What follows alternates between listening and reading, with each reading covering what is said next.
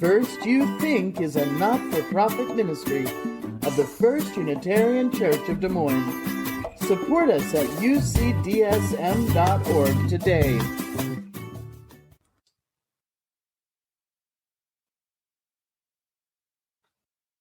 Somewhere around 1985, I visited Estill County, Kentucky for the very first time.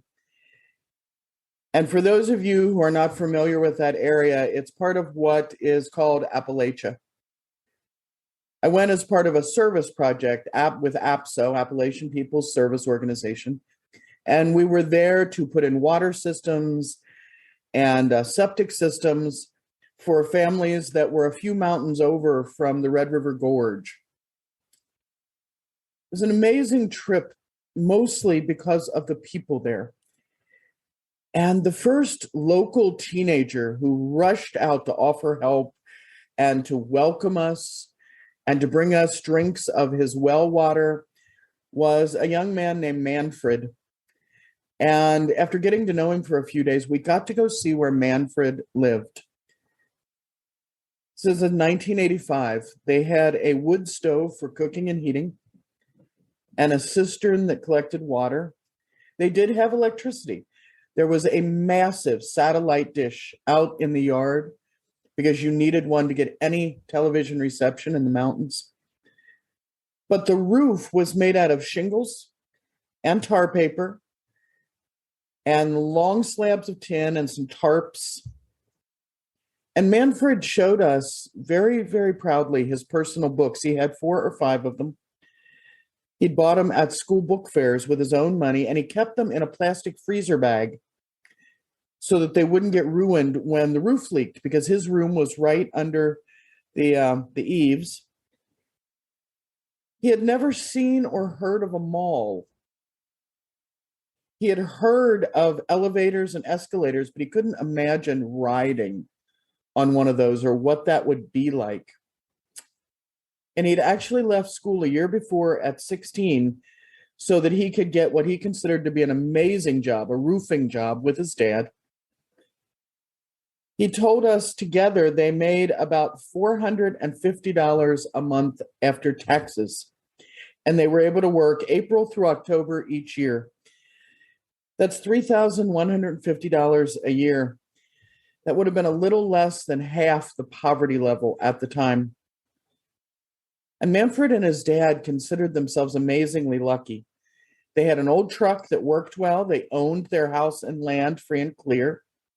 They knew how to cook and hunt. They had friends that traded them fruit for the vegetables they grew. They were making it. They had one another, and they had a firm community holding them up. A few years back, an anti-poverty program came out called Living Below the Line, and some of you may have heard about it. Gwyneth Paltrow was probably one of the biggest celebrities that actually tried it. And the way that the program worked is it challenged people to feed themselves for $1.50 per person per day for 5 days. And when Living Below the Line first came out, I thought about Manfred, who was doing the equivalent, he and his father, of feeding themselves on about 50 cents a day. When Gwyneth Paltrow tried this, she couldn't even make it through the first shopping trip because she couldn't understand. She literally couldn't understand that she couldn't go to the all-organic grocery that she preferred. And so they couldn't make it through the first day because she spent her $1.50 on one apple, and then had to go and try to figure out, well, I can't do anything. Poverty level today for a family of 4 is $24,000. For a family of 2, it would be about $15,000, $15,900. Because of the mortgage bubble that burst back in 2008 or so, many low-income families live in apartment buildings or subsidized housing, and they can't put in Manfred's wood-burning stove, and they can't dig a cistern, certainly. We pay for city water and sewage. And in places like Flint, the city water isn't drinkable. There aren't places to grow vegetables and fruit, and automation and competition make semi-skilled labor jobs harder and harder to find. So how are we doing as a country right now? Well, 11.4% of American households, 37 million people, live below the poverty level. I know quite a few people who've tried the Living Below the Line project. Some of you may have. Most people found that there was just no way to make it work. Their children had sporting events and needed more food than that. You know, their son or daughter was going to go play in a soccer game, and they weren't willing to have them do that for 5 days on minimal food that was not familiar. Many people had meetings at work that required them to buy coffee or lunch. Almost all the people that have tried it were able to drive to the store in their own car to find what they wanted at the first store they went to and come home and cook in pots and pans that they already owned, with spices they already had in the cupboard, with skills they learned way before they tried this. But for people who live this way all the time, they have no ability to walk away. Living Below the Line hit home for people, but the problem was they could just quit. According to the World Bank, you're in extreme poverty if you're short of food for all or part of the year, often only eating one meal a day, sometimes having to choose between feeding your children and feeding yourself, sometimes able to do neither. You can't save money. If a family member gets ill, you need to get the money to see a doctor, or if crops fail or jobs fails and you have nothing to eat, you have to borrow from a local money lender. And they'll charge you as much interest as the debt continues to mount, and you'll never be free of it. These are the payday lenders and similar things where you can't ever get out from under it. Poverty means you can't afford to send your children to school, or if they do go to school, you have to take them out again if the harvest is poor or you lose your job. It takes everything you have to meet whatever the state and federal requirement for education is, because your kids don't have clothes, don't have shoes. You live in an unstable house made with things you need to rebuild every 2 or 3 years, or in severe weather. You live in housing that the landlord doesn't maintain. You have no nearby source of safe drinking water, or you have to carry your water a long way. Even then, it can make you ill unless you boil it. This can be sub-Saharan Africa, or Detroit, or Youngstown, or Flint. But the difference between Manfred and his dad and a family living in inner city Chicago, or Milwaukee, or Des Moines, or Flint, well, the difference is us. The difference is us. The community. For Appalachian families 30 years ago, community elevated you from desperately poor to making it. It was stone soup. Everybody kicked in. Communities supported you, helped you through. But as Brooke said, families today lack that. They may live hundreds or even thousands of miles from their actual nuclear family. And it's up to us, the people who think everybody should have a voice and everyone is entitled to worth. But we have to step forward and live into those values, and we can certainly do that. A few years ago, Peter Singer wrote an excellent book called The Life You Can Save. It's definitely worth reading. Peter Singer, The Life You Can Save. It explored extreme poverty around the world, and it put forth a case for assessing your life and determining what it is you really need and what is excessive, and finding ways to combat poverty on a global scale. When it was written, he didn't find most Americans to live in extreme poverty. But over the last 10 years, with the widening economic divide, a case could now be made for America and Americans as one of the groups who need help. Singer explains poverty. He looks at how it happens and how it keeps happening and what will destroy it. He investigates the arguments against destroying it.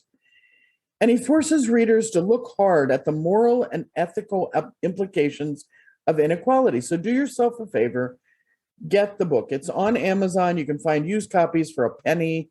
It's on different kinds of used books all over the place. It's worth it. He has some proposals that most people won't accept. Most of us will not sell our house and go to work in urban Washington, D.C., or in Flint or in Youngstown. But he puts forth one suggestion that I can't ignore. He uses this example. You are dressed in your best on your way to a special event. And on the way, you see a toddler who has fallen into a muddy pond and is drowning. No one else is there. No one is paying any attention. Without you, the child will die. And you can save them without any risk to your own life. This is a puddle. But your lovely clothing and your dress shoes are going to get ruined. And you got to think about that for a minute. And someone asked, what's the name of the book? This is Peter Singer, The Life You Can Save. And I'll put that in the chat in just a minute. Singer says, if you agree that you should ruin those fancy dress clothes to save the child, then you should be able to recognize that we have an ethical responsibility to ruin the shirt, to give away the excess, to save the life of those drowning without you. Because we're a community. We are the people that can make the difference. You know, in September, there's a Jewish festival, the Festival of Sukkot, the Feast of Tabernacles. And it commemorates all the years of wandering the Jews did, the little huts they built to shelter themselves, and the fact that through it all, they remained community. They shared what they had with one another. Atheism says care for one another out of enlightened self-interest, if nothing else. It makes the most sense not to have a poverty class. A poverty class cannot participate. Buddhism says let go of your attachment to things, and that desire to have doesn't gain you wisdom. Christianity is blunt. The book of Luke, Jesus says, sell everything you have, give it to the poor, and then follow me.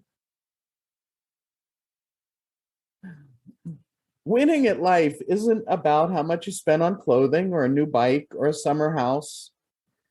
I'm no wiser wearing fancy robes and a $400 stole than I am wearing a t-shirt and jeans. Some people will hear me better in the jeans and the tennis shoes.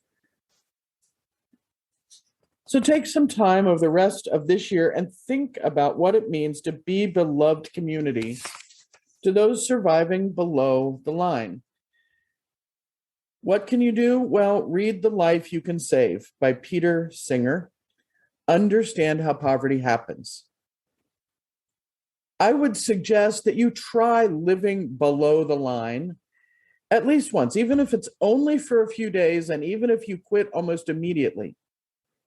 Try feeding yourself on $1.50 a day per person. Try it for 2 days, if nothing else. Educate yourself on what poverty in America today really looks and feels like. Another thing you can do is to join the fight for a reasonable minimum wage. You can commit to donating financially to fight poverty. I personally take Peter Singer's advice to heart. I joined the plainclothes movement years and years ago. Every year, I donate the money that I would have spent on new or expensive clothing to buy clothing for the homeless. I live in only simple clothing, easily obtainable, easily replaceable. And I write down every time that I wish I could go have the brand new shirt, the fancy pair of pants, the expensive shoes. I write down what they would have cost. And at the end of the year, I donate that money. And last, commit to supporting your church so that we in turn can continue to educate and fight poverty as a group, so that feds can continue to feed people, so that our new kitchen can help to educate people on ways to eat healthy and ethically, so that our vegan meals can continue. All these challenges aren't insignificant, but our faith, our belief in humanity, calls us to deeds and not creeds. And these deeds are well within what we can do. So challenge yourself. Choose what sacrifices you would make to live James Luther Adams' examined life that's done meaningfully. How will you help those surviving below the line? You don't have to climb the whole mountain, just take a step. How will you help make their numbers smaller and their burdens lighter? We're all blessed in a lot of ways. So how are you going to share your blessings this year? Amen.